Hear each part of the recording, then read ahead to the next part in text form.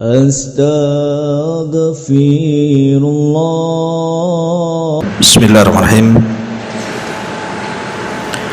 Assalamualaikum warahmatullahi wabarakatuh.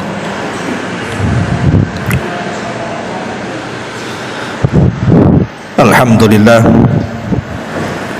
salatu wassalamu ala rasulillah wa ala alihi wa sahbihi wa mawalah, wa la hawla wa la quwata illa billahi wa ba'd. Alhamdulillah, di pagi hari ini kita bisa duduk kembali untuk thalabul ilmi. Dan sebelumnya saya minta maaf karena beberapa minggu ke belakang ini memang banyak acara. Kemarin safar ke Jawa, pulang-pulang ngantar Umairah ke pesantren, terus datang pula tamu dari kampung, jadi berturut-turut hampir 3 mingguan, sehingga sering libur kajiannya. Dan insyaallah kita memulai kembali. Kajian kita masih membahas kitab Arba'in Nawawi, dan kita masuk pada hadis ke-40. Kita baca hadisnya. An Ibni Umar radhiyallahu anhuma qala akhadha Rasulullah sallallahu alaihi wasallam bimankibi faqala kun fid dunya ka'annaka gharibun aw 'abiru sabilin. Wa kana Ibnu Umar radhiyallahu anhuma yaqulu idza amsayta fala tantadhiris sabaha wa idza asbahta fala tantadhil masa wa khudh min sihhatika limaradik wa min hayatika limautika. Rawahul Bukhari. Dari Abdullah ibnu Umar, semoga Allah meridhai keduanya, beliau dan ayahnya Umar ibn al-Khattab radhiyallahu an,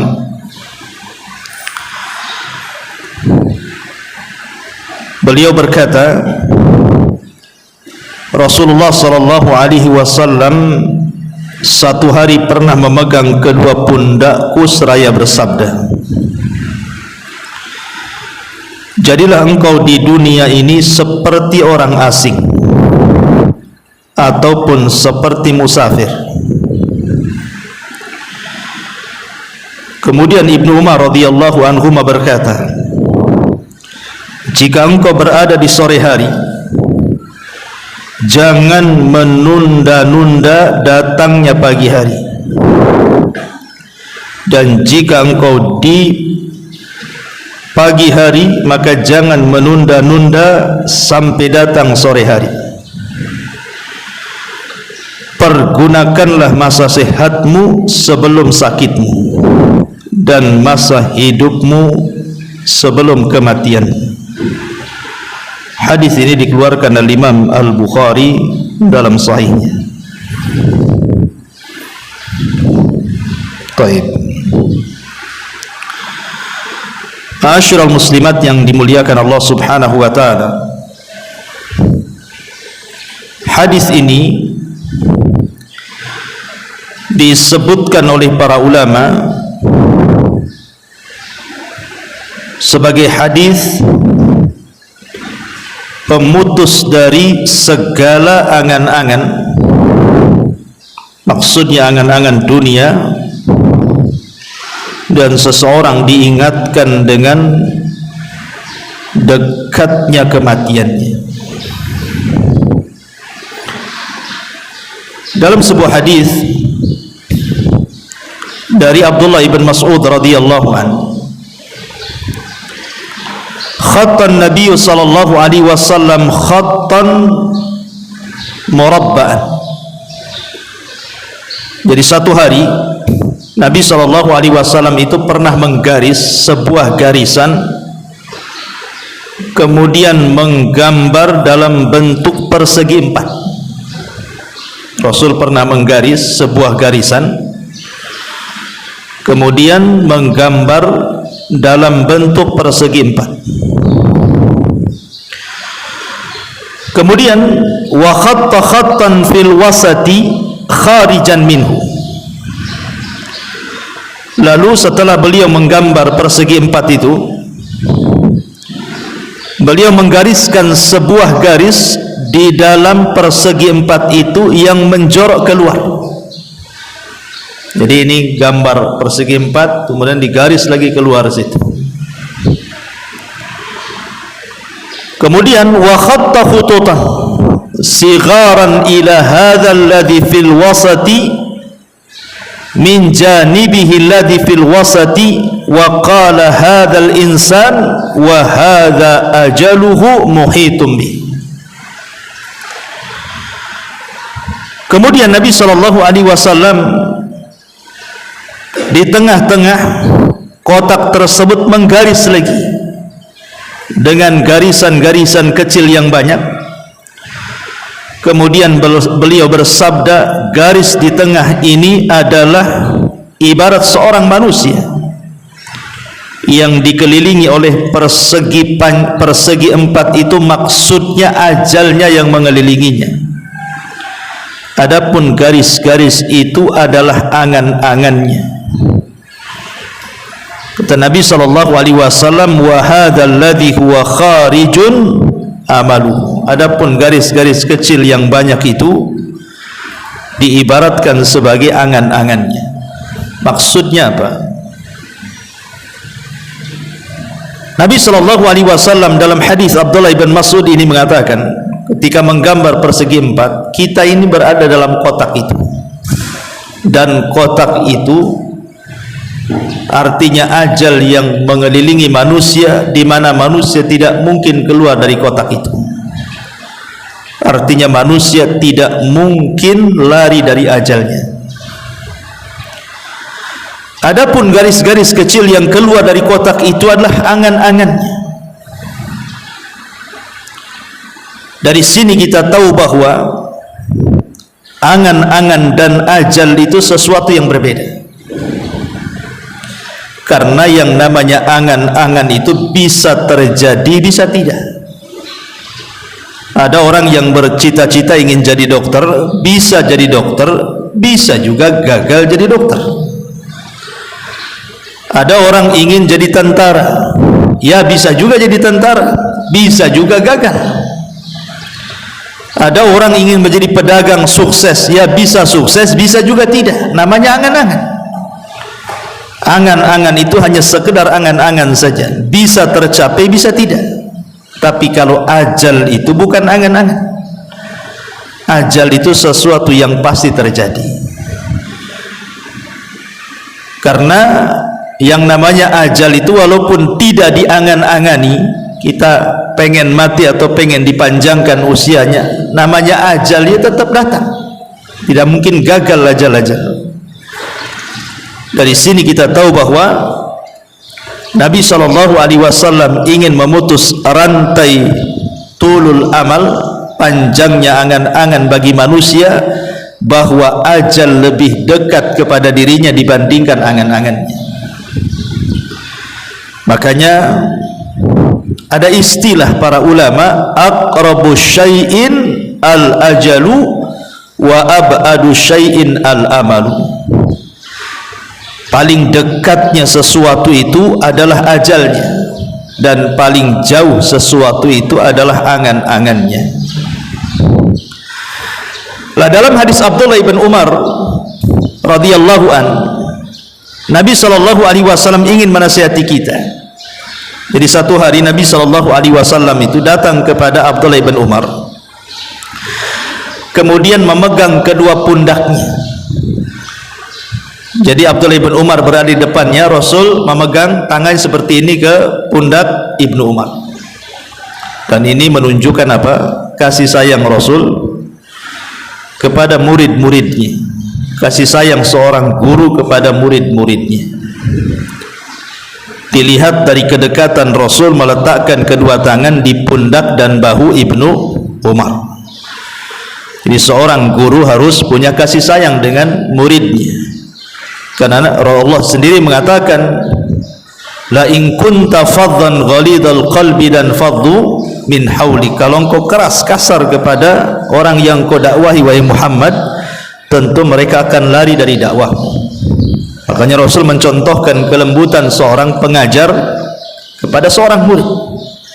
Dengan kedekatan beliau dan keakrabannya ditunjukkan dari kedua tangan beliau diletakkan di kedua bahu Ibnu Umar. Kemudian Nabi SAW mengatakan, ya ibna Umar, kun fid dunya ka'annaka gharib. Wahai Ibnu Umar, jadilah di dunia ini seperti gharib, orang asing, au abirus sabil, ataupun seperti orang yang singgah menjadi seorang musafir. Analoginya begini, Bu. Kalau ibu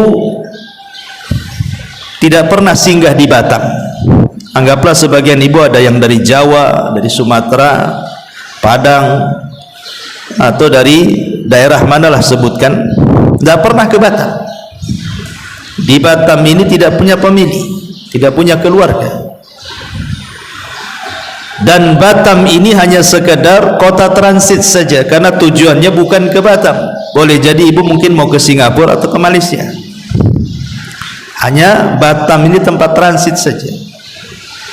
Tidak ada saudara, tidak ada kawan, tidak ada siapa-siapa. Datanglah ibu ke Batam hanya sebagai seorang musafir ataupun transit saja, karena ingin tujuannya kan ke Malaysia atau ke Singapura. Mustahil orang yang transit terpikir macam-macam. Tidak mungkin ibu datang ke Batam terus tanya-tanya, tanya harga apartemen Habibi, mau beli di situ, ataupun tanya-tanya harga tanah berapa satu kaplingnya, atau tanya macam-macam. Tidak mungkin. Orang namanya transit hanya transit saja. Umumnya orang transit itu tidak mungkin tanya-tanya, karena dia tidak lama di situ, hanya singgah pergi lagi, karena harus melewati Batam masalahnya. Lah seperti itulah dunia, kata Nabi SAW kepada Ibnu Umar. Jadi dunia itu transit saja, karena tujuan kita akhirat. Tidak mungkin di dunia ini kemudian tanya rumah, tanya ini, tanya itu, sebagaimana orang asing ketika singgah di sebuah kota, karena dia nggak kenal orang, takut ditipu orang juga kan itu kalau tanya-tanya. Makanya Nabi SAW memberikan sebuah hikayah, permisalan kepada Ibnu Umar yang sangat dalam, dan mengatakan, kun fid dunya ka'annaka gharib aw abirus sabil. Jadilah engkau di dunia seperti orang asing. Yang namanya orang asing itu pasti akan banyak tanya, pasti juga akan takut, pasti akan berharap cepat pergi dari situ. Aw abirus sabil, ataupun seorang musafir, karena seorang musafir itu tidak mungkin lama di tempat safarnya. Kalau bisa secepat mungkin dia pergi dari situ supaya sampai kepada tujuan. Lah Ibnu Umar ini radhiyallahu an paham dengan hadis ini, sangat paham dengan hadis ini. Makanya kenapa Ibnu Umar kemudian berkata, saking pahamnya dengan nasihat Nabi SAW, kata beliau, idza amsayta fala tantadir sabah wa idza asbahta fala tantadir al-masa wa khudh min sihhatika limaradik wa min hayatika limautik. Jika engkau di sore hari, maka segeralah beramal, jangan menunggu di waktu pagi. Dan jika engkau di waktu pagi juga segera beramal, jangan nunggu di waktu sore. Ambillah di waktu sehatmu sebelum sakitmu, dan di waktu hidupmu sebelum kematian. Ma'asyiral muslimat yang dimuliakan Allah Subhanahu wa taala, Abdullah bin Umar radhiyallahu anhuma sampai-sampai dijelaskan dalam biografi beliau ini bagaimana zuhudnya beliau dan memegang amanah Nabi SAW untuk dijadikan dunia ini sebagai tempat persinggahan seorang musafir atau orang yang asing yang sampai di situ. Abdullah bin Mas'ud radhiyallahu anhu sampai memuji Ibnu Umar dan mengatakan, inna amlaka syababi Quraisyin li nafsihi anid dunya Abdullah ibn Umar. Orang yang paling bisa menahan dari pemuda-pemuda Quraisy untuk dirinya terhadap dunia, aku tidak melihat kecuali Abdullah ibn Umar radhiyallahu anhu. Ini pujian daripada Abdullah ibn Mas'ud radhiyallahu anhu. Makanya Al-Hafidh Adz-Dzahabi dalam kitabnya At-Tadhkirah, jadi satu hari manusia datang kepada Ibnu Umar radhiyallahu anhuma dan menawarkan kekuasaan. Itu di zaman fitnah tuh. Dan ketika itu tidak ada yang lebih mulia yang masih hidup kecuali beberapa sahabatlah, salah satunya adalah Abdullah ibn Umar radhiyallahu anhuma. Jadi orang-orang ini datang kepada Ibnu Umar dan mengatakan, anta sayyidun nasi wa ibnu sayyidihim. Ibnu Umar, engkau ini pemimpin sekarang dan engkau putra pemimpin, karena dia putra Umar bin Khattab. Wan nasu bika radun, manusia sudah berkumpul, mereka mau menjadikan kamu sebagai pemimpin kami. Wa nahnu nubayyi'uka, dan kami siap membaiatmu. Jadi manusia datang dari mana-mana meminta kepada Ibnu Umar untuk siap dibaiat dan menjadi pemimpin mereka, karena kala itu terjadi kekosongan pemimpin. Tetapi Ibnu Umar radhiyallahu anhu mengatakan, la, tidak, wallahi, demi Allah, sampai bersumpah, tidak, demi Allah. Beliau mengatakan, wala yuhraku fi mahjamati damin, aku tidak mau ada satu tetes darah pun tertumpah di negeri ini. Karena biasanya apabila terjadi kekosongan pemimpin kemudian rebutan menjadi pemimpin, pasti terjadi peperangan, kan itu.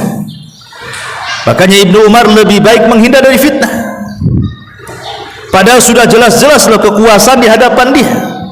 Manusia sudah redha, kebanyakan manusia mendukung Ibnu Umar, tapi Ibnu Umar menolak karena takut ada satu tetes darah tertumpah di negeri itu. Kalau sekarang ya jangan begitu. Sekarang pilih saya, jangan pilih dia. Saya paling hebat, dia tidak hebat. Bahkan bayar buzzer lagi kan untuk memenangkan supaya menjadi pemimpin. Karena di zaman sekarang ini sudah hilang zuhud masalahnya. Zuhud yang hilang itulah maka mengakibatkan seseorang itu akhirnya rakus dengan kekuasaan.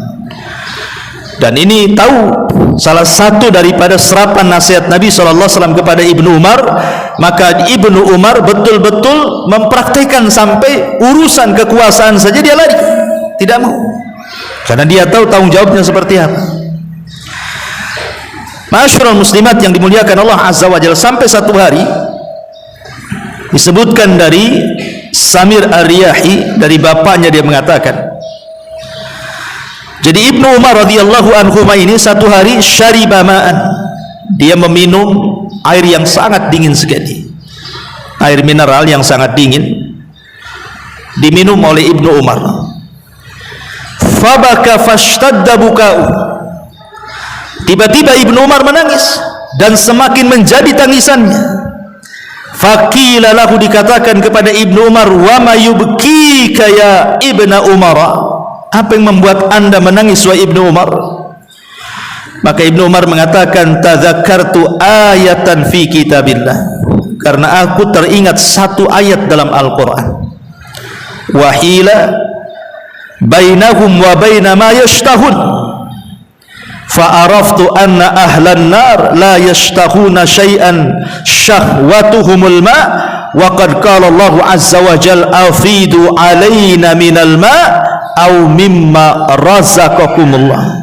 Karena Ibnu Umar teringat dengan permintaan penduduk neraka kepada penduduk sorga dan mengatakan, berilah kepada kami setetes air atau makanan yang Allah rizkikan kepada kalian.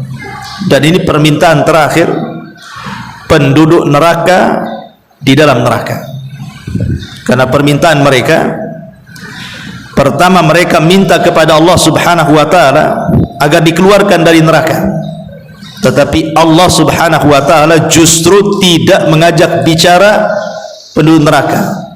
Allah katakan wala yukallimun, jangan kau bicara denganku. Sampai-sampai Abdullah ibn Amr ibn As radhiyallahu anhuma mengatakan Allah tidak bicara dengan penduduk neraka itu 2 kali umur dunia. Kemudian yang kedua, karena Allah Subhanahu wa taala tidak mau bicara kepada penduduk neraka, maka penduduk neraka meminta kepada malaikat Malik, wazanatun nar, penjaga neraka, agar Allah mewafatkan mereka saja, matikan saja mereka. Mereka minta kepada Malik, sudah wafatkan kami saja di sini. Karena mereka sudah tidak tahan dengan azab Allah. Tapi malaikat Malik mengatakan, innakum makithun, kalian tidak akan mati dan kalian akan tetap hidup di neraka. Kemudian permintaan yang ketiga, ketika mereka tidak bisa meminta kepada malaikat Malik agar Allah mewafatkan mereka, maka mereka pun meminta kepada para penjaga neraka agar yukhaffif alainal adzab, Allah meringankan azab kepada kami. Tapi para penjaga neraka pun mengatakan kalian tidak akan diringankan dan kalian akan selamanya disiksa. Ketika kemudian mereka tidak sanggup meminta kepada para penjaga neraka yang lainnya, barulah mereka melirik kepada penduduk surga dan mengatakan an afidu alaina minal ma au mimma razaqakumullah, berikan kepada kami setetes air atau makanan yang Allah rizkikan kepada kalian. Tapi penduduk surga pun menolak dan mengatakan innallaha harramahuma 'alal kafirin, Allah haramkan keduanya, maksudnya minuman dan makanan, kepada orang-orang kafir. Maka gagallah 4 permintaan penduduk neraka ini. Lah Ibnu Umar ketika membacakan ayat ini, an afidu alaina minal ma au mimma razaqakumullah, dia menangis. Dan sejak itulah dia hilang kecintaannya kepada dunia dan tumbuh kerinduannya kepada akhirat. Dan itu bentuk bagaimana Ibnu Umar paham dengan nasihat Nabi SAW, hendaklah dia menjadikan dunia sebagai tempat safar atau orang asing. Makanya kalau kita lihat biografi Ibnu Umar itu, Ibnu Umar ini beliau tidak pernah makan kecuali ada orang yatim ataupun orang miskin yang menemani dirinya. Kalau tidak ada anak yatim, tidak ada orang miskin, dia tidak akan makan. Jadi makannya itu bersama orang fakir dan orang miskin. Kalau tidak ada orang fakir miskin, dia akan makan dia. Dan itu menunjukkan apa? Zuhudnya beliau. Dari sini kita paham kalau sedikit menggali biografi Ibnu Umar radhiyallahu anhuma, Ibnu Umar sangat memahami nasihat Nabi SAW. Baik kita kupas sedikit isi daripada hadis Nabi SAW. Di sini Nabi SAW mengatakan nasihat kepada Ibnu Umar, kun fid dunya ka'annaka gharib aw 'abirus sabil. Jadilah wahai Ibnu Umar, engkau ini seperti orang asing ataupun orang yang lewat di sebuah tempat kemudian singgah dan berlalu dari situ, alias musafir. Isa bin Maryam alaihi salatu wassalam pernah menasihati tentang masalah dunia. Apa kata Isa bin Maryam? Isa bin Maryam mengatakan u'buruha wa la ta'muruha, u'buruha wa la ta'muruha, dunia ini hendaklah kalian lewati dan jangan kalian makmurkan di dalamnya. Kata Isa bin Maryam, dunia ini cukup dilewati, tidak perlu dimakmurkan di dalamnya, karena kita hanya lewat saja. Buat apa dimakmurkan? Waktu, tenaga, biaya kita habiskan di dunia sehingga ketika datang kematian semua ditinggalkan. Makanya kata Isa, lewati, jangan dimakmurkan. Kenapa demikian? Al-Imam Ibnul Qayyim rahimahullahu ta'ala mengatakan, muhibbud dunya la yanfaqu min thalathin. Pecinta dunia ini tidak lepas dari 3 perkara.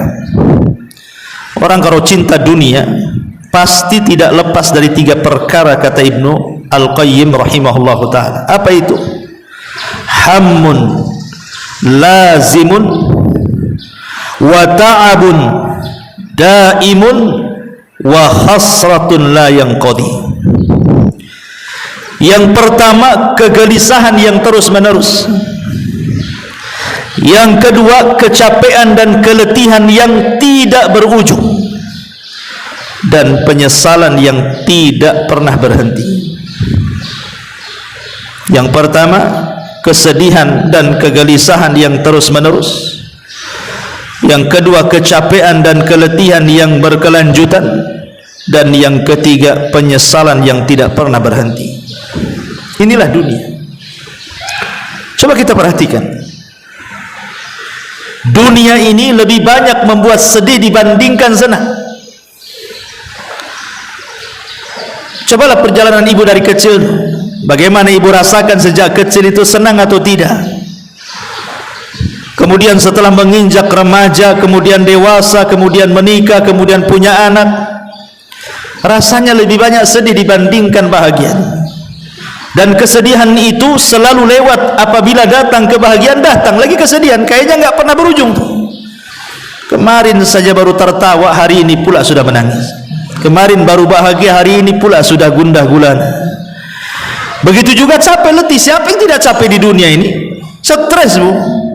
Mikir macam-macam kan, mikir itu. Mikir pengen punya rumah, pengen punya tanah, pengen punya uang, pengen punya baju, tas, macam-macam orang di dunia ini.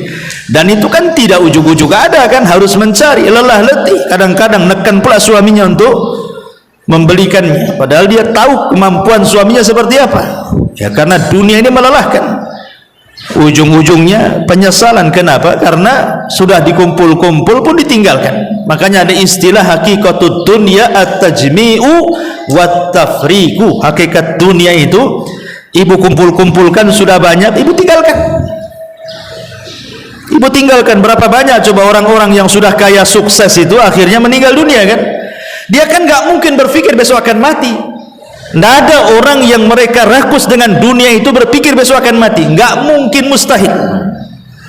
Tetapi namanya kematian itu pasti sebuah kelaziman. Makanya di sini Imam Ibnul Qayyim mengatakan, hammun lazimun wa ta'abun daimun wa hasratun la tanqati. Ma'asyiral muslimat yang dimuliakan Allah Azza wa Jalla, kalau kita melihat sedikit kisah para sahabatnya, Abu Dzar Al-Ghifari radhiyallahu anhu. Satu hari datang seorang laki-laki masuk ke rumah Abu Dzar Al-Ghifari. Maka pandangan orang ini melihat di sekeliling rumah Abu Dzar Al-Ghifari. Pasti ibu kalau punya rumah kan minimal teras depan itu, ruang tamu kan pasti dihiasi, bukan? Di situ ada lemari, nanti dalam lemari itu mesti ada bunga-bunga, entah ada perlak-perlik, entah ada barang-barang yang kalau orang melihatnya itu akan takjub. Kursinya pun yang bagus, mejanya yang bagus, toplesnya yang bagus, sampai warna riasnya pun harus cantik kan itu. Orang kalau punya rumah pasti yang pernah dihiasi pertama kali ruang tamunya. Lah orang ini masuk melihat di sekeliling rumah Abu Dzar Al-Ghifari radhiyallahu anhu. Fata'ajjab, dia pun heran. Kemudian mengatakan, ya Abu Dzar, aina mata'ukum? Wahai Abu Dzar, kok rumah ini kosong? Kok tidak ada barang-barang, nggak ada kursi, nggak ada meja, nggak ada lemari, nggak ada macam-macam, kosong blong rumahnya, hanya ada tikar kecil saja. Kemudian kata Abu Dzar, inna lana baitan nuwajjihuhu ilaihi salihah mata'ina. Sesungguhnya ini bukan rumahku loh. Kata Abu Dzar, ini bukan rumahku. Rumahku itu adalah rumah yang kelak aku akan sampai di sana. Dan disitulah engkau akan melihat barang-barangku yang sangat indah yang tidak pernah kau lihat. Maksudnya apa? Surga. Jadi Abi Dzar Al-Ghifari mengingatkan kepada orang ini bukan rumahku, rumahku di sana. Kalau di sini engkau tidak melihat barang-barang yang indah, nanti lo di sana aku akan melihatnya. Kemudian kata Abi Dzar Al-Ghifari radhiyallahu anhu mengatakan, innahu la budda laka min mata'in ma dumta hahuna. Kemudian orang ini ngomong sama Abu Dzar, Abu Dzar, ya paling tidak adalah barang-barang yang kau bisa nikmati selama kau berada di sini dan belum pindah ke sana. Masa nggak ada sama sekali? Kan kamu masih hidup di sini, belum hidup di sana, gitu maksudnya. Maka Abi Dzar dengan tegas mengatakan, inna sahibal manzil la yada'una fihi. Sesungguhnya pemilik rumah ini tidak mungkin meninggalkan barang-barang yang harusnya ada di sana diletakkan pula di sini. Saya tidak mau. Maunya saya semua yang ada di sini ada di sana. Dan ini menunjukkan apa? Zuhudnya para sahabat Nabi SAW. Dan ini senada dengan kisahnya Abu Ubaidah ibn Jarrah radhiyallahu anhu. Jadi Umar radhiyallahu anhu ketika menjadi khalifatul Islam sepeninggal Abu Bakar Siddiq radhiyallahu an mengerahkan pasukan untuk membebaskan Baitul Maqdis dalam perang Qadisiyah. Lah ketika itu pemimpin perang adalah Abu Ubaidah ibn Jarrah menggantikan Khalid ibn Walid. Jadi ketika Baitul Maqdis ini sudah dikuasai kaum muslimin dan kunci Baitul Maqdis siap diserahkan kepada Amirul Mukminin Umar bin Khattab, Abu Ubaidah menyurati Umar agar datang dari Madinah ke Syam untuk mengambil kunci Baitul Maqdis, karena syaratnya yang mengambil kunci itu adalah Umar, pemimpin kaum muslimin. Berangkat Umar dari Madinah menuju Syam. Sebelum kemudian Umar tertuju kepada Baitul Maqdis, dia ingin melihat kondisi rumahnya Abu Ubaidah, tenda perangnya itu, jenderal perangnya itu hidupnya seperti apa. Jadi Umar ibn Khattab radhiyallahu an kemudian singgah di tenda Abu Ubaidah ibn Jarrah, satu di antara 10 sahabat yang dijanjikan masuk surga itu. Kemudian setelah Umar masuk, beliau melihat di sekitar tenda, di dalam tenda itu kok tidak ada barang-barang, kok kosong gitu tenda itu, padahal dia jenderal perang. Oh, kalau sekarang jenderal, kita lihatlah mantan jenderal itu, bisnisnya di mana-mana, rumahnya di tengah kota, besar luar biasa. Itu mantan jenderal zaman sekarang kan gitu. Ini masih menjabat. Abu Ubaidah ibn Jarrah ini masih menjabat, belum pensiun, belum purnawirawan. Jadi Umar ini melihat di sekitarnya, falam yara syai'an, dia tidak melihat sesuatu, satu barang pun tidak ada di tenda itu. Jadi Umar mengatakan, aina mata'uk, mana barang-barangmu? La ara illa labidan wa suhfatan ila akhir. Aku tidak melihat kecuali hanya benda-benda yang tidak ada harganya, hanya mungkin piring untuk makan, gelas untuk minum gitu. Kemudian Umar bin Khattab radhiyallahu mengatakan, anta amir, engkau ini pemimpin, ya minimalnya adalah barang-barang mewah. Namanya perang itu kan ada harta rampasan perang kan itu. Apalagi yang diserbu ini bukan negara miskin, yang diserbu ini negara Kisra, negara kaya adidaya, otomatis kan kekayaannya banyak itu.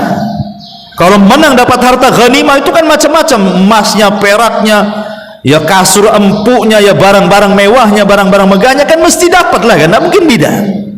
Kok tidak ada di tenda itu barang-barang berharga sedikit pun. Jadi Umar mengatakan, wa anta amir, kau ini pemimpin. Kemudian Umar bin Khattab radhiyallahu an meminta kepada anak buahnya, kepada para prajurit, datangkan makanan yang biasa dimakan pemimpin kalian, maksudnya Abu Ubaidah bin Jarrah. Apakah okelah di tendanya tidak ada barang-barang yang berharga, boleh jadi mungkin makanannya spesial, ya mungkin makanannya spesial yang luar biasa gitu. Kalau di zaman sekarang ya makanan-makanan mahal lah gitu.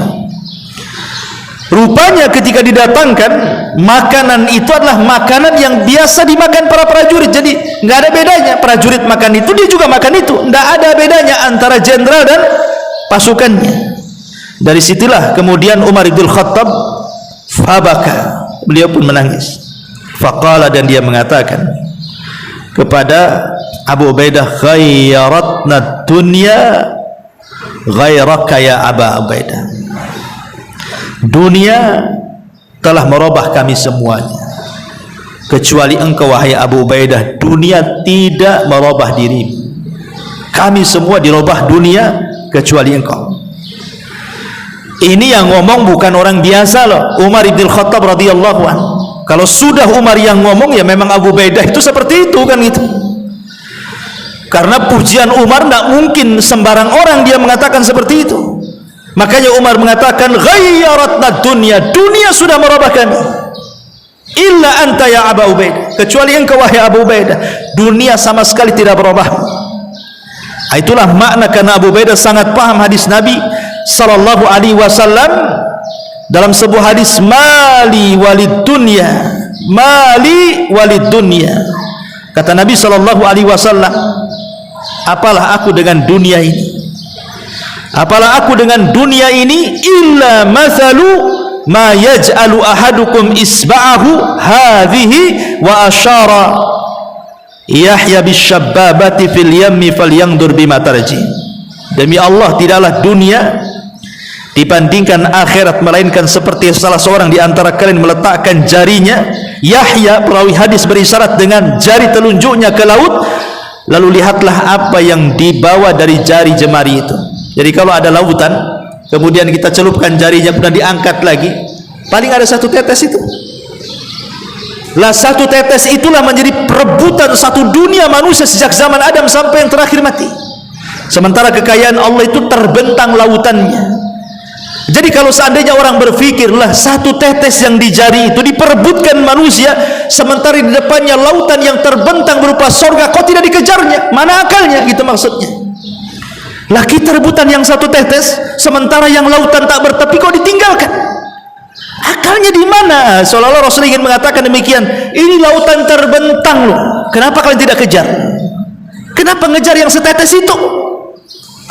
Makanya Nabi SAW mengatakan, mali walid dunya ma ana wad dunya innama mathali wa mathalud dunya kamathali rakibin dhalla tahta syajaratin thumma raha wa tarakaha. Apalah arti dunia bagiku, kata Rasul? Apa urusanku dengan dunia?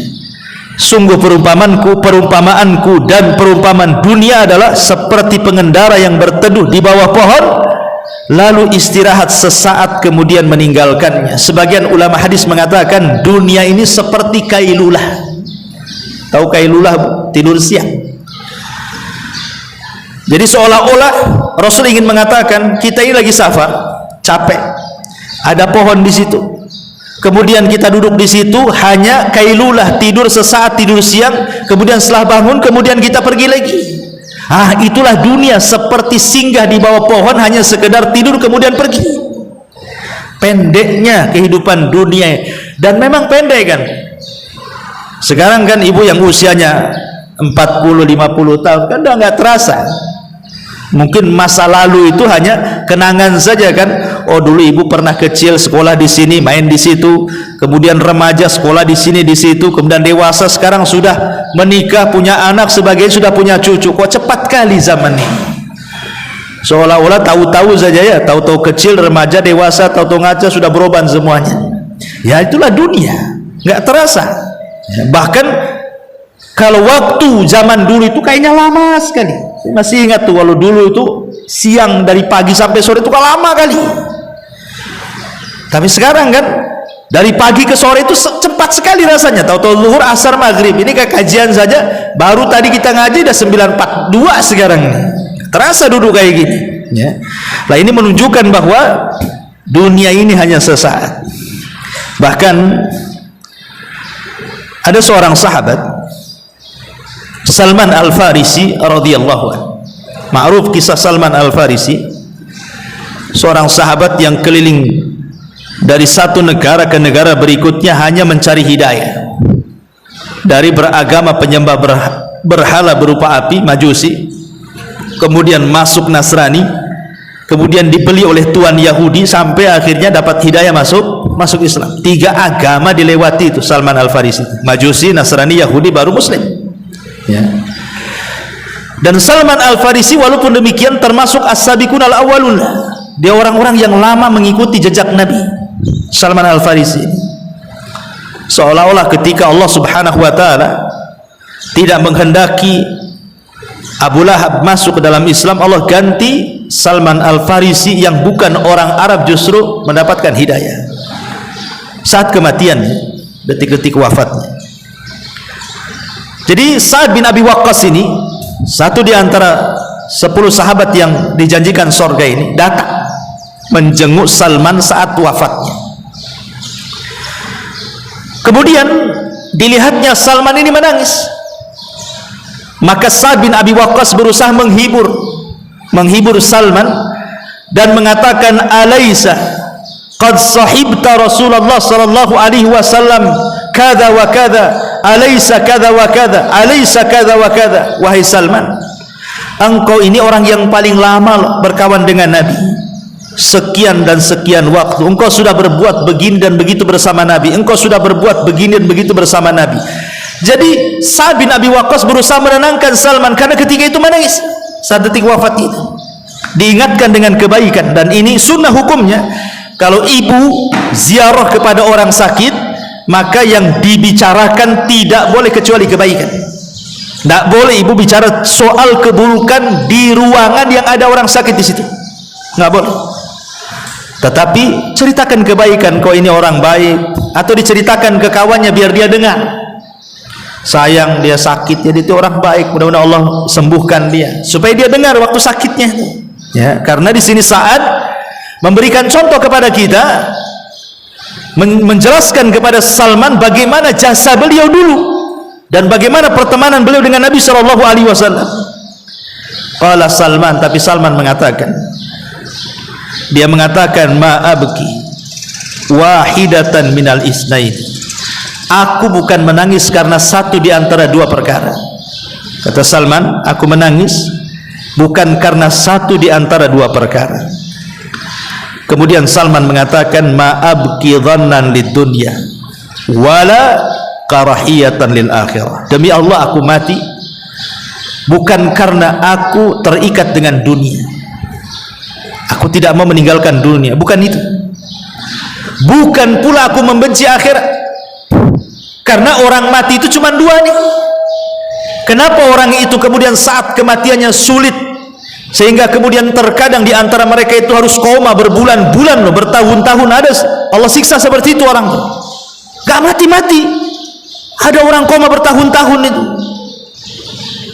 Boleh jadi kan dipersulit kematian. Kan ada orang yang mati itu ketika berwasiat, yang diwasiatkan itu urusan dunia, padahal dia akan berpisah dengan dunia. Aneh itu. Tolong jaga tanah tanah bapak, tolong jaga tanah ini, tanah itu, ini perusahaan tolong jaga. Dia sendiri akan berpisah dengan perusahaannya itu, dengan tanahnya, masih juga berwasiat dengan dunia, kan akalnya yang hilang tuh. Oh, dia mau berpisah dari dunia, kok wasiat dengan dunia pula.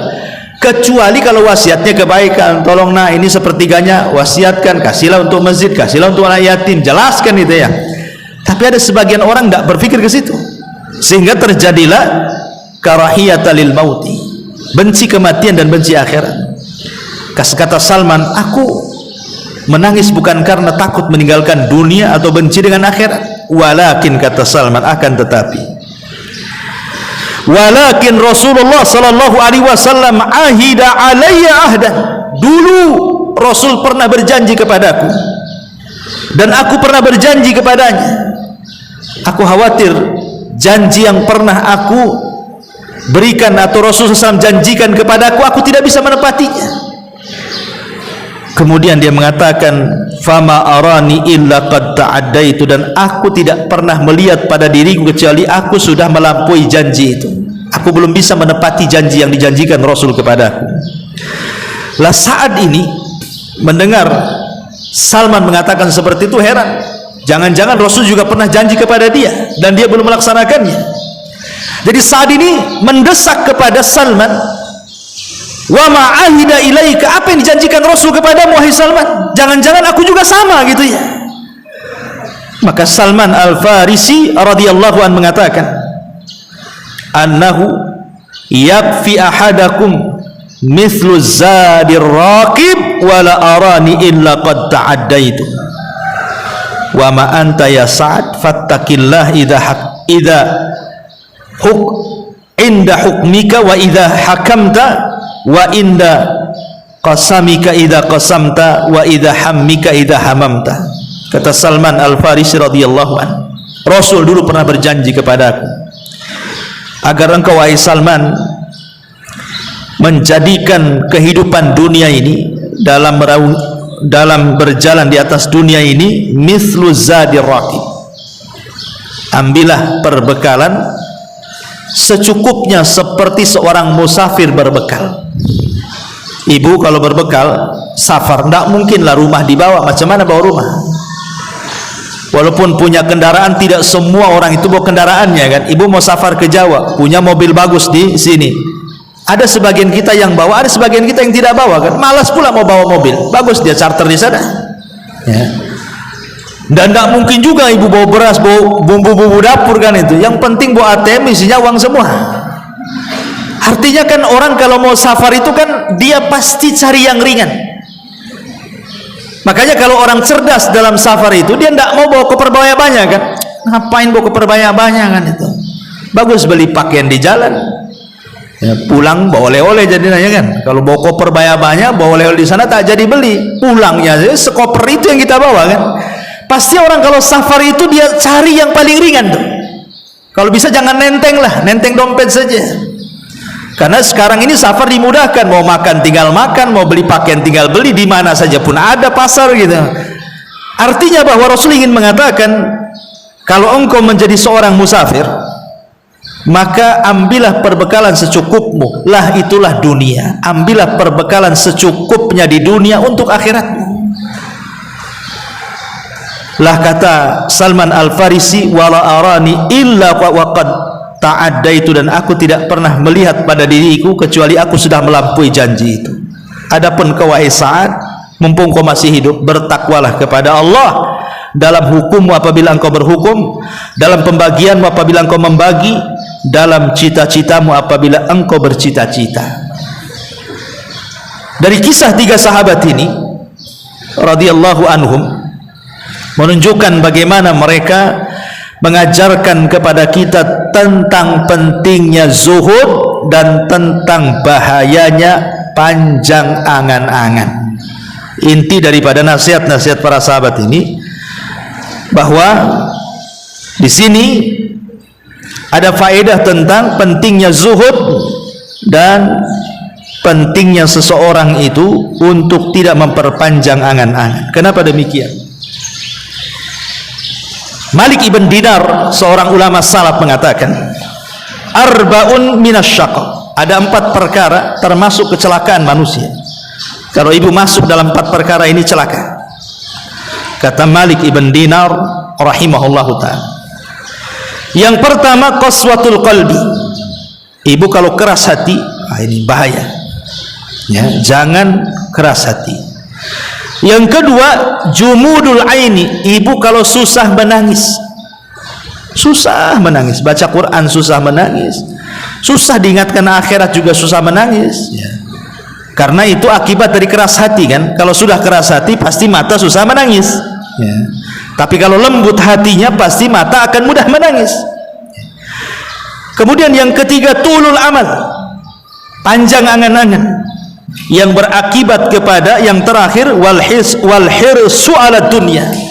Dari panjang angan-angan itulah akhirnya seseorang rakus terhadap dunia, sudah tidak kenal mana halal mana haram, yang penting dapat dunia. Ini kata Malik ibn Dinar 4 perkara kalau ada pada hidup manusia celaka dia. Hatinya keras mengakibatkan susah menangis, otaknya panjang angan-angan dunia, berakibat dia pun rakus terhadap dunia tanpa menyaring apakah dunia yang diambilnya halal ataukah haram. Makanya kata ulama, kalau ingin sembuh dari tulul amal, panjang angan-angan, lakukan dua perkara. Kalau orang ingin sembuh supaya tidak terlampau panjang angan-angannya, lakukan dua perkara. Yang pertama, ingat bahwa annaka rahilun, engkau ini akan pergi dari dunia. Ingat bahwa kita ini akan pergi dari dunia. Tidak mungkin kita selamanya di dunia. Dan itu kita saksikan di sekitar kita hari-hari. Ada yang meninggal kan, ada yang bayi meninggal, kita saksikan. Ada yang anak remaja meninggal, kita saksikan. Ada yang sudah tua juga meninggal, kita saksikan. Bahkan sebagian ibu mungkin ada yang memandikannya, mengkafaninya, dan kita saksikan itu. Artinya dunia ini tidak mungkin lama. Kemudian yang kedua, alaika biziaratil maqabir. Sekali-kali bagi wanita itu boleh berziarah kubur, tetapi bagi laki-laki hukumnya sunnah, sering ziarah kubur. Tapi perempuan boleh ziarah kubur, tapi sekali-kali, jangan sering. Dan inilah dua perkara. Ingat bahwa kita tidak akan kekal di dunia, dan ingat dengan ziarah kubur bahwa saudara kita juga sudah mendahului kita dari kematian. Para nabi meninggal, orang-orang soleh meninggal, bahkan manusia yang paling sombong, bejat sekalipun seperti Namrud, Fir'aun, Qarun dan yang lainnya juga meninggal. Maka dua perkara ini bisa mengobati orang itu supaya tidak panjang angan-angan. Kenapa mengingat kematian? Karena orang yang panjang angan-angan itu karena sudah tidak ingat kematian. Makanya sering saya contohkan, Bu, ada orang sudah tua, usianya mungkin sudah 60, 70 tahun, sudah kaya dia sebenarnya, perusahaannya banyak, rumahnya bagus, kendaraannya ada, rekeningnya gendut. Seandainya dia tidak kerja, loh, duduk saja itu, sampai mati tidak akan habis tuh kekayaannya. Harusnya orang-orang yang sudah dekat dengan kematian itu kan fokus tuh ke masjid, baca Quran, zikir. Dia tahu dia akan meninggal, tapi kenyataannya orang yang justru ketika sudah tua ingat kematian itu lebih sedikit ketika dibandingkan dia masa muda. Karena makin sibuk dunianya, buat cabang sana, cabang sini, makin sombongnya nampak gitu kan. Lah ini kan karena tidak mengingat kematian tadi. Sudah tua tapi tidak ingat kematian, disiksa dengan dunianya. Lah sebab yang kedua, karena dia tidak pernah ziarah kubur.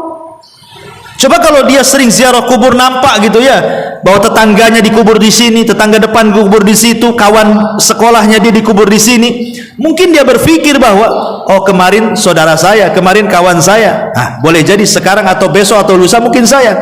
Lah makanya dua perkara ini kata para ulama termasuk ilaj tulil amal, obat dari panjangnya angan-angan. Ma'asyiral muslimat yang dimuliakan Allah Subhanahu wa taala, di zaman dulu Nabi Nuh alaihi salatu wassalam, kita tahu Nabi Nuh itu salah satu nabi yang panjang umurnya kan. Ada yang mengatakan 1500, ada yang mengatakan 1400, ada yang mengatakan 1782, macam-macam. Intinya di atas 1000 lah umurnya Nabi Nuh alaihi salatu wassalam. Jadi Nuh ini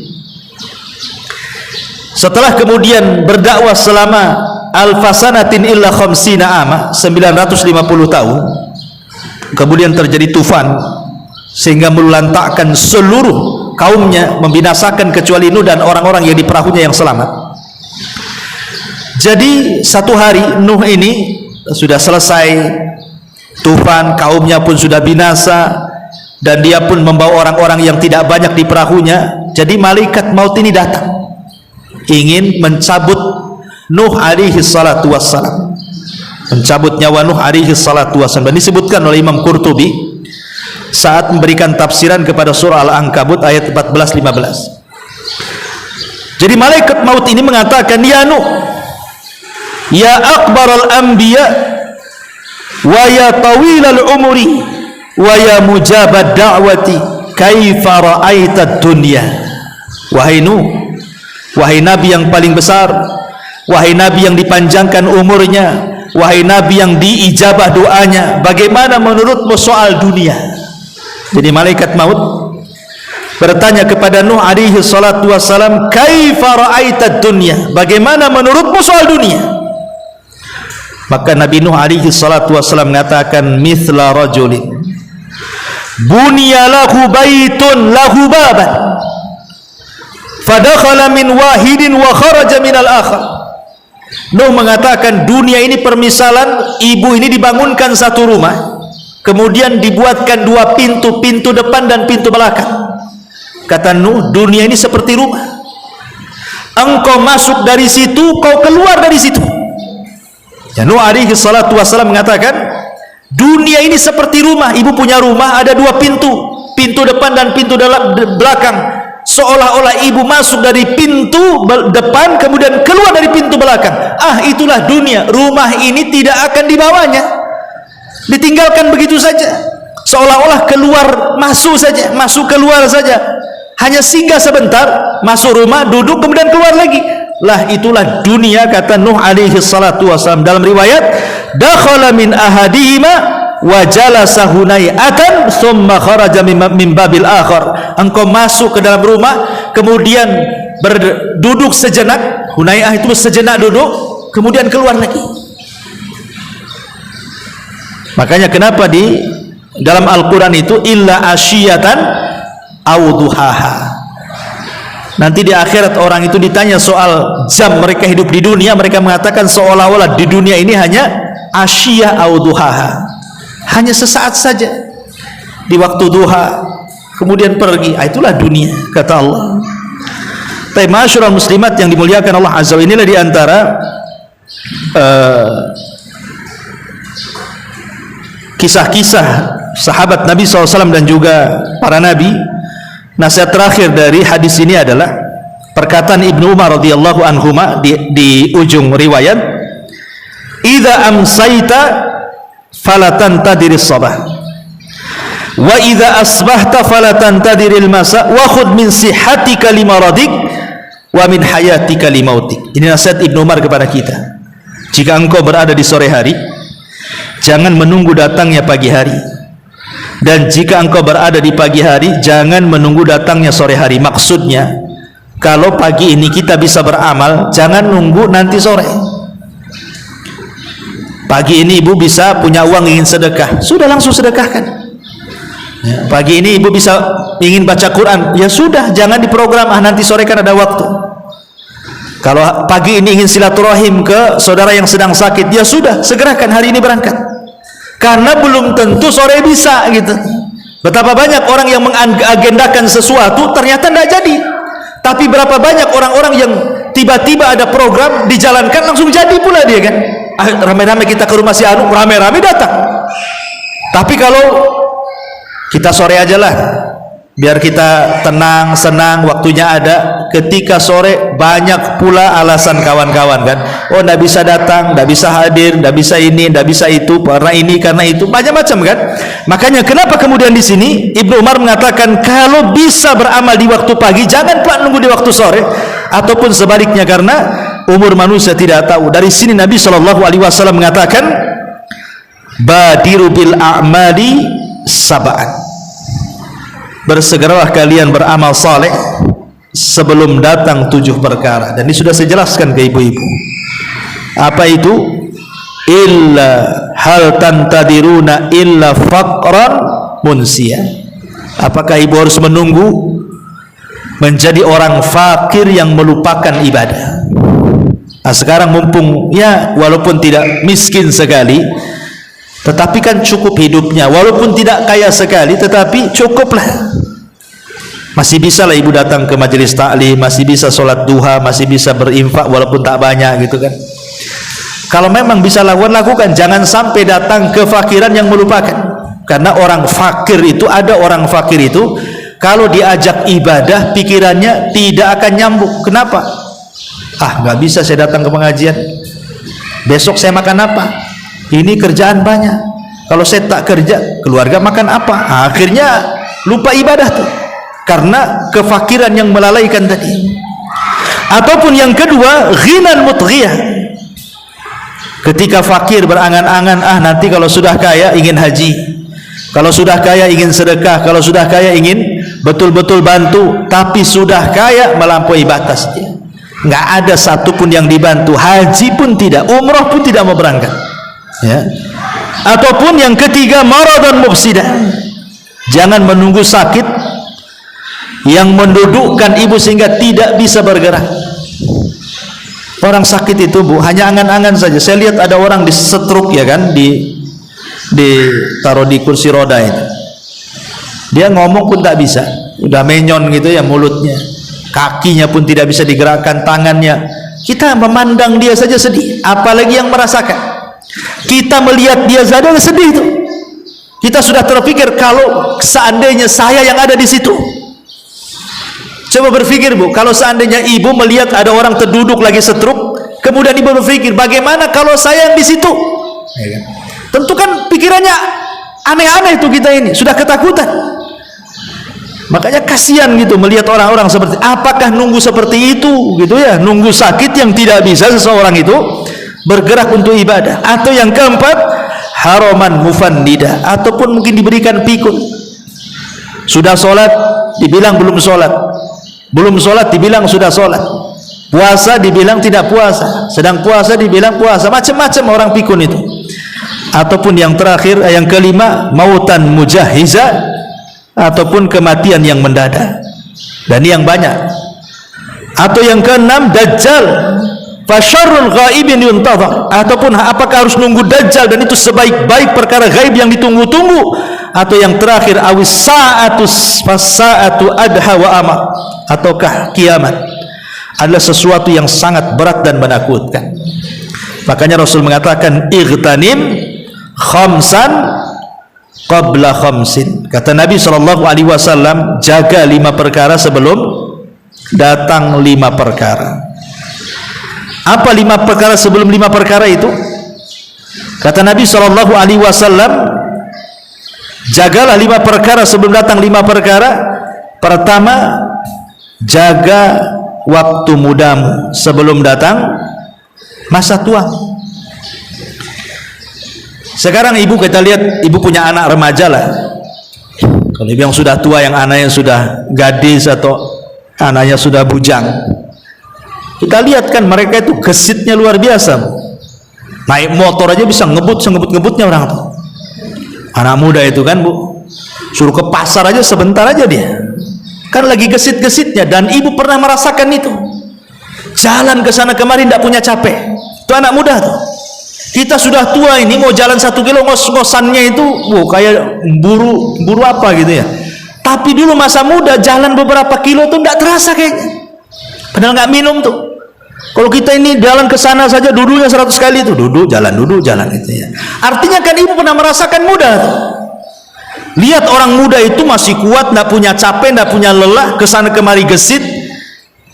Artinya kalau seandainya masa muda itu digunakan untuk ibadah apa saja anak muda itu bisa semua dia. Mau ngaji jauh perjalanannya bisa, mau apa saja bisa. Tapi kalau sudah tua, Bu, angan-angan saja, aduh pengen ngaji di sana, tapi jalan tak bisa ya, nggak ada yang ngantar, padahal dekat tuh masjid ke rumah dia itu tidak jauh. Pengen sholat duha 2 rakaat, berdiri duduk pun tak bisa, baring akhirnya. Jadi apa nunggu seperti itu? Rasulullah mengatakan, lah waktu mudamu kemana? Sudah tua kok malah mikirnya aneh-aneh. Makanya Rasulullah katakan, sababuka qabla harami, ingat masa mudamu sebelum datang tuamu ya. Kemudian yang kedua, sihhati qabla saqami, sihhataka qabla saqamika, ingat masa sehatmu. Lihat orang sehat itu semua dimakan kan, Bu? Orang sehat cuma dimakan. Yang kata dokter nggak boleh pun tetap aja dihantam dia, karena merasa sehat dia. Nggak boleh loh makan ini, nanti kolesterol naik. Enggak lah, bismillah saja. Orang sehat nggak peduli. Tapi kalau sudah sakit, baru terasa nih. Dikasih makanan enak depan dia, jangan, nggak boleh dekat-dekat ini. Nggak boleh kata dokter nih. Ini kalau saya mati 3 hari mati nih katanya. Ini kalau saya makan nih, habislah saya. Macam-macam kan orang. Kalau orang sudah sakit ini baru terpikir tuh, nyesel saya makan ini, coba saya nggak makan ini, saya nggak begini gitu ya. Artinya ketika di waktu sehat itu, urusan makan saja seseorang itu berpikir. Makanya saya katakan, orang kalau usia 40 tahun ke bawah 40 tahun ke bawah. Itu kalau makan pakai mulut, Bu. Ya. Makan pakai mulut, semua masuk. Sate mau 100 tusuk, gulai mau 100 baskom, semua masuk. Ya. Tapi kalau 40 tahun, 50 tahun ke atas itu makan pakai otak, Bu. Ya kan? Dia nggak pakai mulut, pakai otaknya. Nah, cocok nggak nih? Masuk nggak nih? Gula nggak nih? Kolesterol nggak nih? Naik nggak darah nih? Nah kan otaknya berpikir dia. Memang nggak haram, itu menjaga kesehatan. Tapi dari situ saja nikmat Allah sudah dicabut sebenarnya. Ya kan? Sudah 40 tahun ke atas sudah otaknya berpikir dia, nggak semua bisa dimakan. Nggak semua bisa diminum, nggak semua orang itu bisa lelah letih seperti di masa ketika dia sehat. Makanya di sini Rasul mengatakan wasihataka qabla sakami. Kemudian yang ketiga waghinaka qabla fakri, dan masa kayamu sebelum datang kefakiranmu. Berapa banyak orang fakir menghayal, dulu saya pernah kaya, kenapa saya nggak begini, kenapa saya nggak begitu. Sekarang sudah miskin kok angan-angan. Kadang-kadang ada orang yang datang ke saya, berapa orang udah nggak kesebut lah, Ustadz, coba saya kenal dengan Ustadz dulu katanya. Waktu saya punya tambang, saya masih punya perusahaan, saya masih di atas, mungkin pondok Ustadz sebentar aja, sekejap mata jadi katanya. Kok kenal dengan saya waktu miskin pula katanya. Subhanallah, ada orang seperti itu datang ke saya itu. Ya mudah-mudahan Allah berikan kekayaan kepada antum. Insyaallah mudah-mudahan kaya betul. Takutnya sudah kaya balik lagi ke awal kan gitu ya.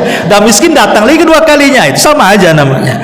Jadi di sini Rasul mengatakan wa ghinaka qabla fakri wa faraghaka qabla syaghali, dan masa luangmu sebelum datang sibukmu. Ini juga sering terjadi. Udah sibuk baru terfikir kenapa banyak waktu tidak belajar. Makanya kenapa Imam Ahmad ibn Hanbal rahimahullah mengatakan ta'allamul ilma, belajarlah ilmu sebelum datang masa tua. Kata Imam Ahmad, belajarlah ilmu sebelum datang masa tua. Karena orang sudah tua belajar itu ya hanya jiping saja, ngaji kuping aja kan, Bu. Masuk telinga kanan, keluar telinga kiri. Nanti lama nih 1 jam ngaji nih, ditanya sama suami, tadi Abu Merah ngomong apa? Antah enggak apa-apa. Tengoklah di catatan katanya.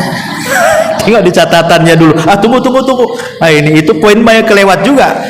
Jadi di sini menunjukkan bahwa wa faraghaka qabla syaghali. Karena kenapa dulu di masa muda mungkin ibu nih bisa ngapal? Karena kesibukannya belum banyak kan.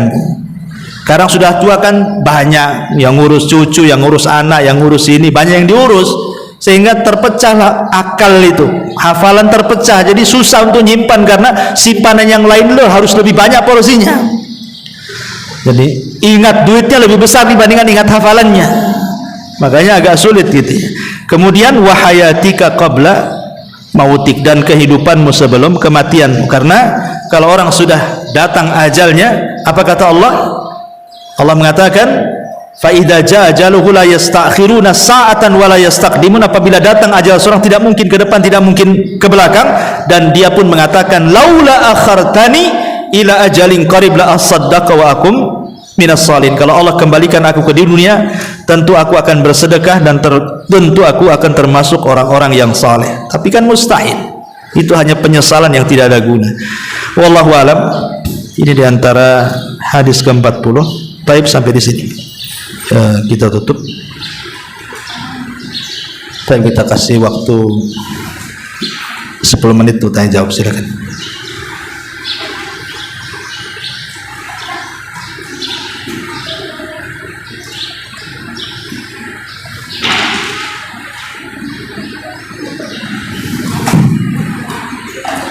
Bismillah. Assalamualaikum Ustaz.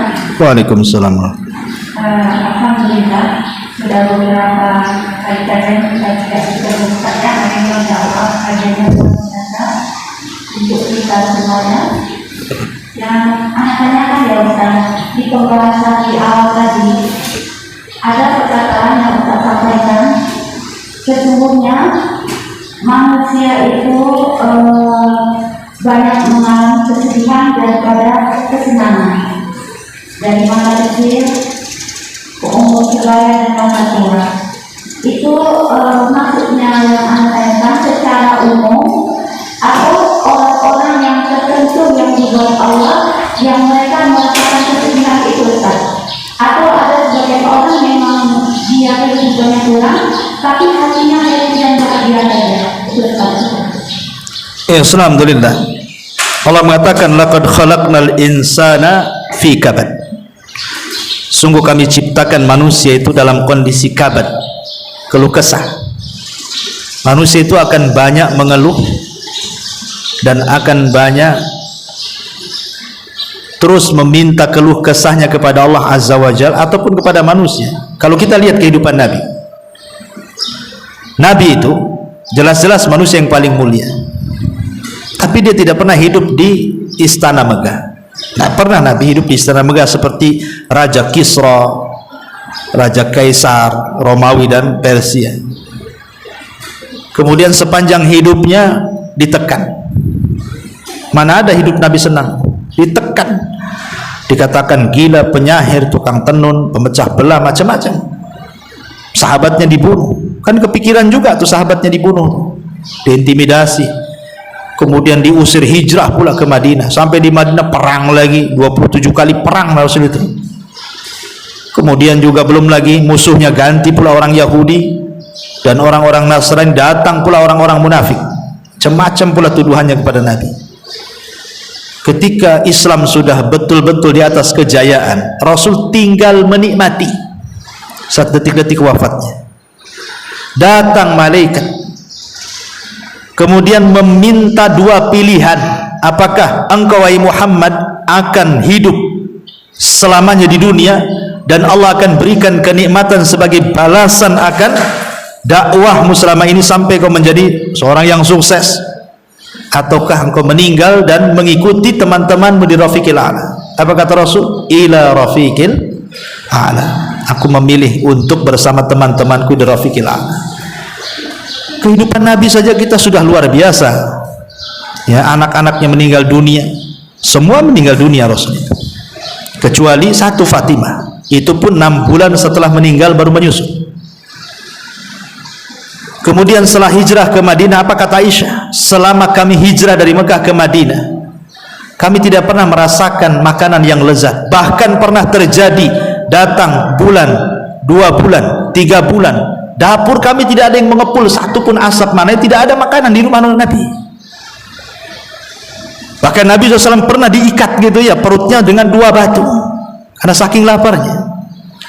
Jadi kalau kehidupan Nabi SAW saja dari awal sampai akhir, maksud saya itu tidak senang, bukan berarti tidak senang itu konotasinya jelek, tidak.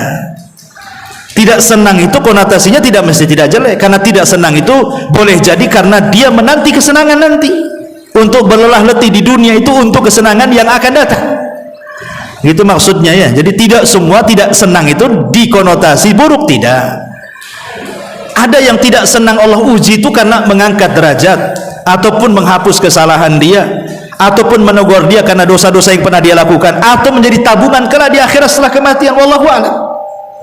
Tapi manusia memang tidak akan senang hidupnya, dan itu sebuah kepastian karena dunia sendiri adalah darul bala. Memang tempat manusia itu akan diuji Allah. Tidak ada satu manusia yang tidak diuji. Para nabi aja diuji. Tapi kan Allah itu maha mengetahui ujian yang berat ditujukan kepada siapa, ujian yang ringan ditujukan kepada siapa, karena dilihat daripada iman seseorang kan. Kalau imannya kuat ujiannya berat tuh, kalau imannya cetek ya ujiannya pun kecil, karena Allah tidak mungkin membebani manusia di luar kemampuannya. Tapi kalau manusia dari kecil sampai sekarang, sampai ibu masih hidup sekarang atau sampai akan datang, ujian itu nggak akan lepas, Bu. Nampak loh ibu kawannya senyum-senyum di pengajian karena nggak ada beban. Iya, nampak di depan mata. Kalau dia ada pulang mungkin stresnya lebih stres daripada ibu tuh. Cuman dia malu mau ngomong tuh. Ada orang yang seperti itu. Tapi ada orang yang mulutnya ember, Bu. Ada masalah sedikit kesenggol apa aja cerita dia. Ya, dia nggak tahan kecuali ceritakan tuh. Ada orang yang nggak tahan seperti, ada orang yang sabar, betul-betul sabar, dia nggak mau cerita sama orang. Dia ngadu kepada Allah Azza wa Jalla saja. Tapi ada orang yang tidak mau ngadu kepada Allah, ngadu pula sama orang. Masih mending orang itu ngajak bicara, ngadu sama Facebook loh. Facebook gak bisa bicara loh. Lah kadang-kadang kan manusia itu, tapi pasti manusia diuji, dan ujian itu akan terus-terusan. Tetapi walaupun demikian kan ada busyra, kabar gembira. Inna ma'al usri yusra. Tidak semua ujian itu begitu. Nah, pasti satu kesulitan itu akan datang, dua kemudahan, tiga kemudahan, pasti akan keluar. Setelah keluar itu bukan terus keluar, ada lagi ujian yang lain, kan begitu. Ya, bahasanya nelayan handal itu tidak mungkinlah dia bisa menjadi nelayan hebat kecuali dia harus menghadapi ombak yang besar. Makin ditempa ombak, makin handal dia nelayan itu. Artinya orang itu kalau banyak ujian, kalau dia lewat ujian yang kecil, ujian itu udah saya lewati itu, ya itu gampang, itu nggak terlalu stres. Tapi kalau orang nggak pernah kena ujian stres. Ya, jangan lagi soal ujian habis ludes hartanya, ya kadang-kadang hartanya masih ada, ya. Tetapi banyak orang-orang yang gara-gara hartanya diambil sedikit oleh Allah itu udah kayak kiamat besar, Bu. Banyak orang-orang yang seperti itu. Nah, artinya bahwa ujian itu ya sebuah kepastian. Ada yang konotasinya memang baik, Allah dalam rangka mengangkat derajat. Ada yang konotasinya tidak baik, sengaja Allah menegur supaya berhenti dari maksiat. Nah, itu saja sih. Wallahu a'lam.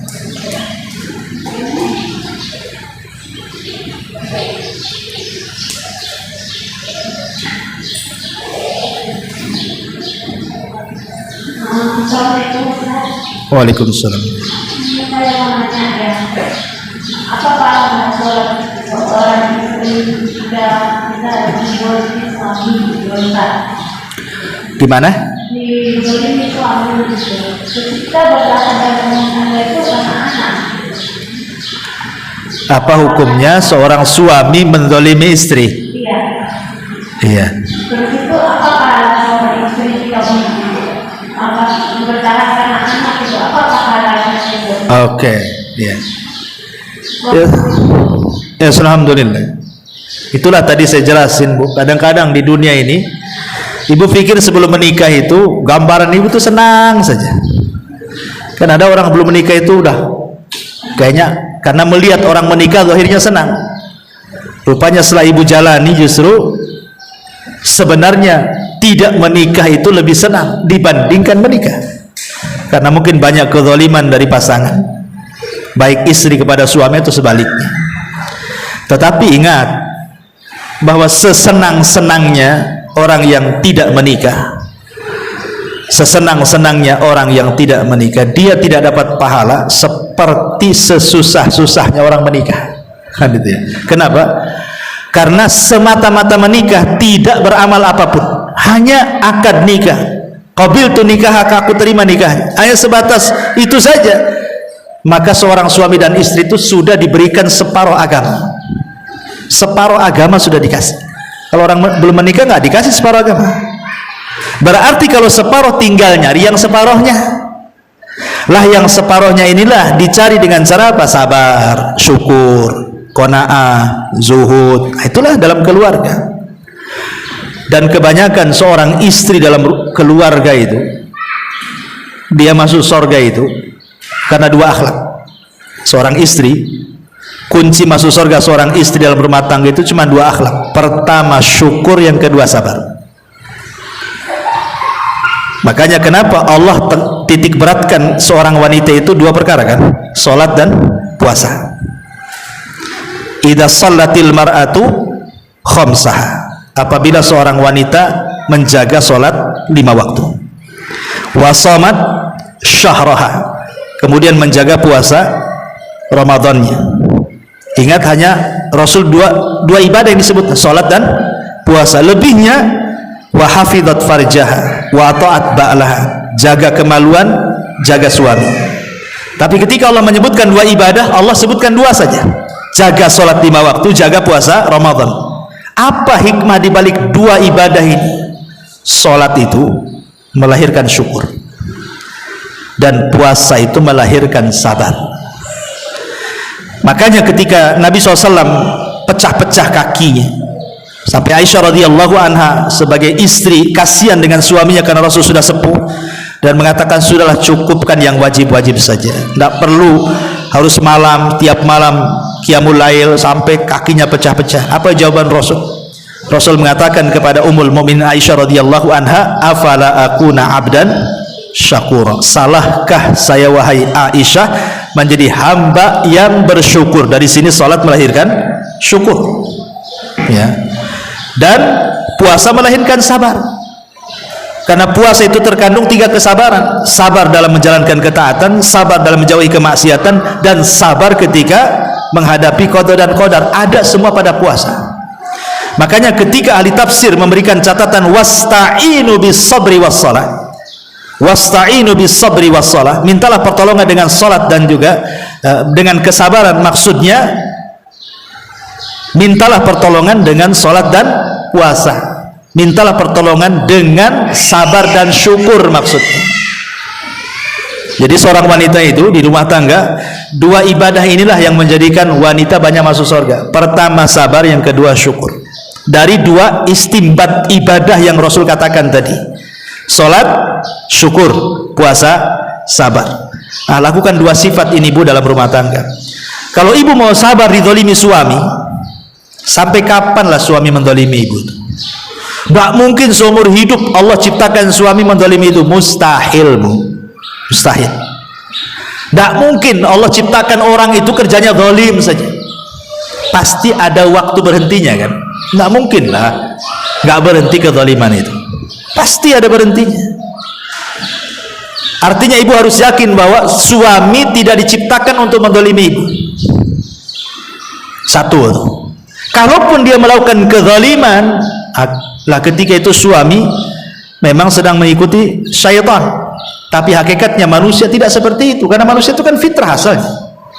Dia menjadi jahat itu karena ada setannya di situ. Maka yang tugas ibu pertama sabar. Sabar, artinya sabar ya sabarlah. Gimana lagi mau saya dapat punya suami seperti ini? Lah ibu ini ketika ibu katakan gara-gara anak itu, ibu orang berakal namanya. Kurang apa? Seorang sahabiah di zaman Rasul namanya Ummu Hakim. Ya. Ummu Hakim itu di zaman Nabi, suaminya gila. Maksudnya sedikit error lah. Kemudian juga orangnya suka marah-marah dan suka merendahkan. Kadang-kadang lisan itu kan lebih sakit tuh dibandingkan mukul. Kalau mukul sekali udahlah kan itu. Tapi kalau suami ngomong yang enggak merendahkan tuh kan sakitnya tuh di sini, Bu ya. Artinya bahwa ini Ummu Hakim ini, itu suaminya begitu Bu, agak sedikit gila, kurang akal. Yang kedua kalau ngomong suka merendahkan dan suka marah-marah. Mau ibu punya suami kayak gini? Kan nggak mau lah kan itu. Kurang waras saja nggak mau, apalagi ditambah dengan marah-marahnya, ngerendahinnya. Seandainya setengah gila saja nggak mau ibu tuh punya suami. Ini udah setengah gila orangnya, bang marah-marah, tapi dia sabar. Ketika suaminya ngomong sama dia, anti kadhari ummi, engkau seperti punggung ibuku, nangis dia. Karena kalimat itu dalam jahiliyah talak artinya. Datang kepada Rasulullah supaya didamaikan, tapi Rasul mengatakan tidak bisa itu kalimat talak tuh. Kenapa Ummu Hakim kemudian ngomong seperti itu kepada Rasul? Sampai turun surah Mujadilah itu khusus untuk dia, satu surat itu, karena dia memandang anak-anaknya. Anak-anak dia banyak.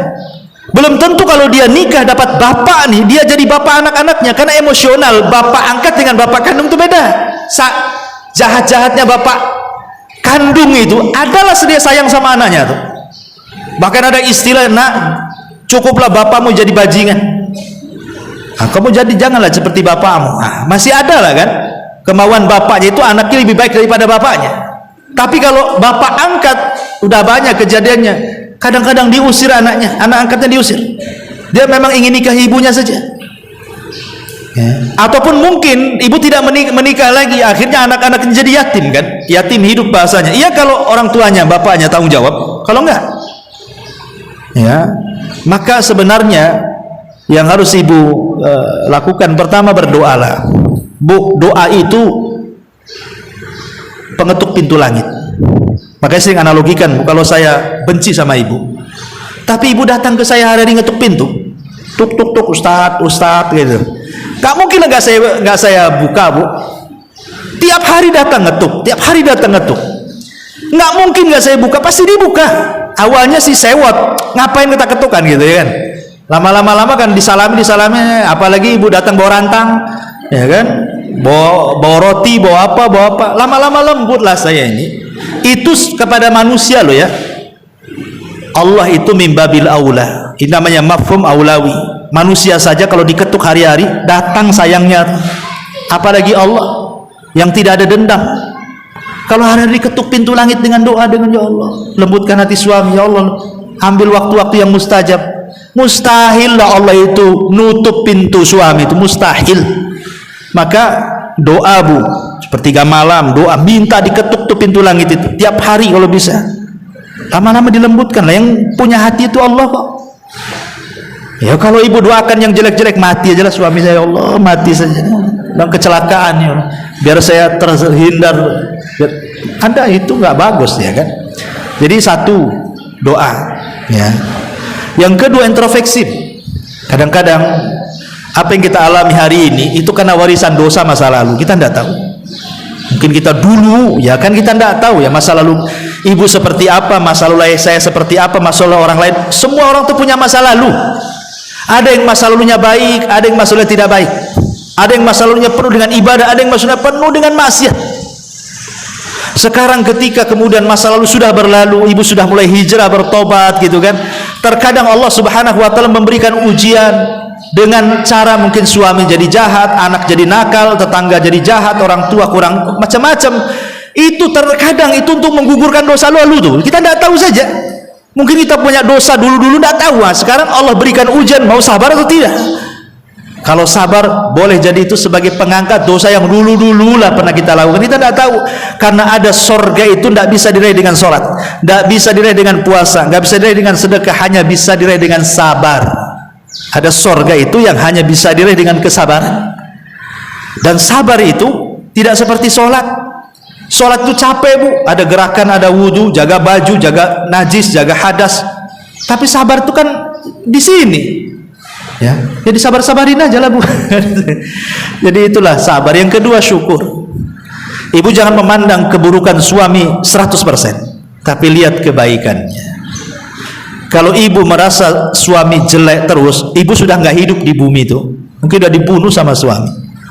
Tapi ibu masih hidup, punya anak pula, masih makan juga di situ, masih satu atap dengan suami. Ya, artinya kan suami masih lah, mungkin lah sekali-kali dia mungkin, kalau dia mungkin orang awam kadang mukul, ya didoakanlah mudah-mudahan ya dia tak mukul, jangan didoakan mudah-mudahan patah pula tangannya gitu. Ataupun lisannya mungkin dia jahat, ya mudah-mudahan lisannya dirubah sambil sedikit-sedikit. Nanti ada masalah, insya Allah ada masanya bu. Kalau ibu terus nasihati, bersabar, berdoa, adalah waktunya.